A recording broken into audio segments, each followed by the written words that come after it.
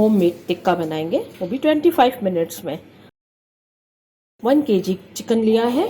यहाँ चिकन को मैं कट्स लगा दूंगी, बहुत गहरे नहीं लगाने, हल्के हल्के लगाएंगे हम। चिकन को मैंने वॉश किया था, सिरका और नमक डाल के उस पानी में रख दिया था। उसके बाद अच्छी तरीके से इसे वॉश कर लीजिएगा।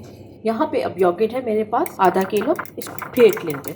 का मसाला में मसाले जाएंगे, कुटी हुई लाल मिर्च है 1 टीस्पून, नमक हंसपे जायका लेंगे हम, 2 टेबल स्पून अदरक लहसुन का पेस्ट है मेरे पास, ऑरेंज फूड कलर है मेरे पास, ब्लैक पेपर लेंगे हम, इसको फ्रेश क्रश कर लेंगे उसी टाइम पे। 1 टीस्पून जाएगा ये भी। दही में जो मसाले डाले थे सबको मिक्स कर लेंगे अच्छी तरह। अब सब पीसेस को इसमें अच्छे से डिप करेंगे। जो हमने इसको कट्स लगाए थे फिंगर की मदद से, इसमें भी मसाला जाए अच्छे से। सबको इसी बाउल में हम रख देंगे 15 मिनट्स के लिए। झटपट से बनने वाला टिक्का है ये, बस मसाला लगा के आप रख दें। इसकी को ऊपर रख लिया है, इसमें हमने कोई ऑयल वगैरह कुछ नहीं डालना। टिक्का चिकन बना रहे हैं हम, इसको मैरिनेट करके रखा था, ये सब डाल देंगे। बाउल का भी सारा मसाला निकाल लेंगे, सब इसके अंदर चला जाएगा। यहाँ कवर कर देंगे इसे। 15 मिनट के बाद आते हैं। चिकन टिक्का बिल्कुल रेडी है। जो चिकन ने और दही ने पानी छोड़ा, उसी में ये सब गल भी गया अच्छे तरीके से।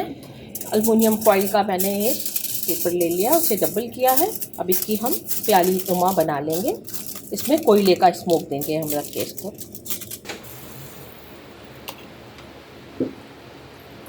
मैं इस पर ऑयल डाल रही हूँ, फ़ौरन कवर कर देंगे इसे। फ्लेम को ऑफ कर दिया हमने।